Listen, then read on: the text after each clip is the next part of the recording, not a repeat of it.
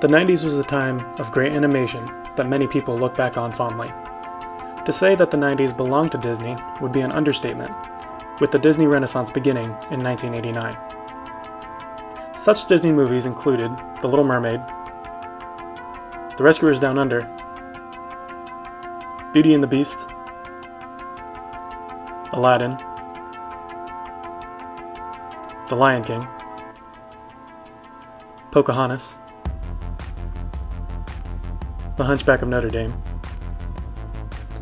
Hercules, Mulan, and Tarzan.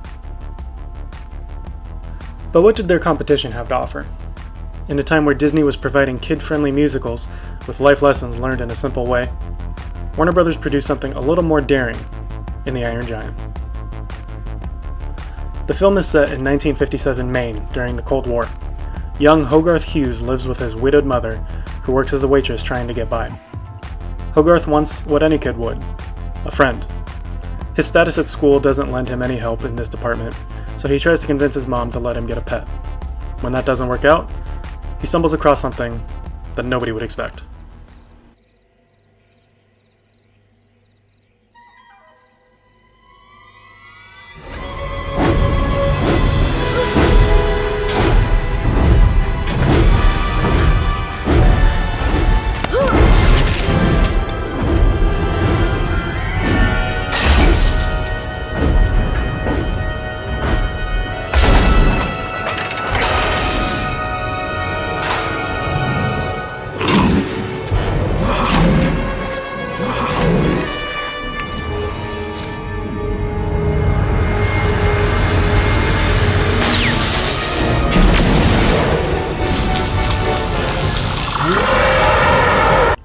After being exposed to constant propaganda like any kid would be during the Cold War, Hogarth is ecstatic to have a new friend in this enormous creature, calling himself the luckiest kid in America.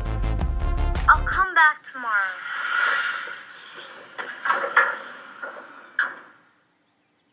Wow.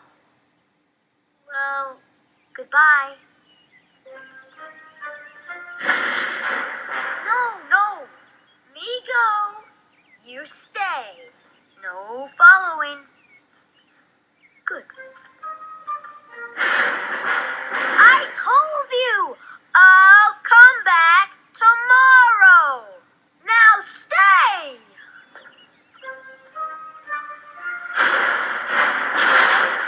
No! That robot! What jumps out most about the giant is exactly that. He's a giant. He's enormous. The animation does its part to show just how huge this new friend of Hogarth's truly is, whether it be something simple, like walking amongst the trees, or even just standing up when he picks up Hogarth to go get something to eat. Towards the end of the movie, it shows him flying for the first time. The Iron Giant is constantly reminding the viewer that this metal robot isn't of this world. The dynamic between this alien being and Hogarth is something else to behold. Though Hogarth isn't much more aware of life around him, both he and the giant show an innocence that can really only be attributed to children who are always told what's wrong and right, never knowing that there might be a gray area. Look, it's really none of my business, kid, but who cares what these creeps think, you know? They don't decide who you are, you do. You are who you choose to be. Hogarth takes on the role of teacher for the giant, telling him that he has a soul, and teaching that anything with a soul is inherently good. Even when the giant knows he's built as a weapon, he wants to be good.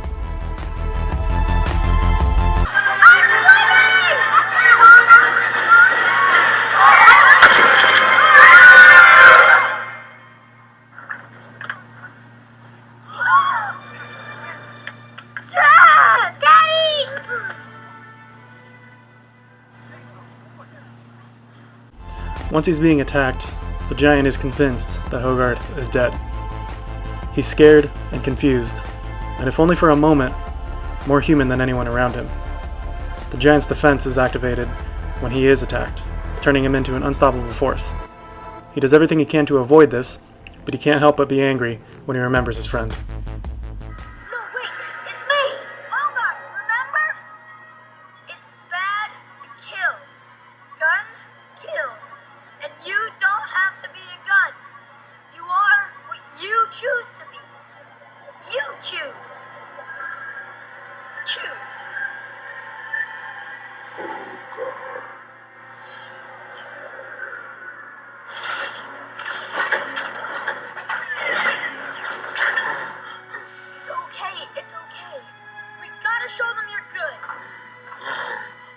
Still learning, Hogarth tells the giant that everyone will die because of the missile. What started just days earlier, an alien robot finding something to eat, now putting his knowledge of death to work, something incredible happens. Giant?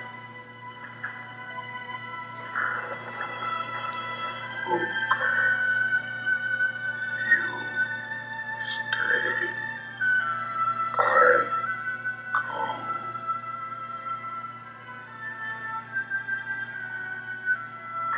No following.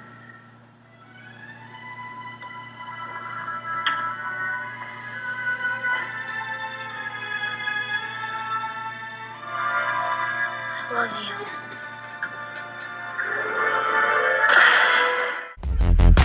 The giant decides to make a decision based on everything his friend has taught him. He decides who he's going to be. He is not a gun. He is not a weapon. He is quite simply Superman.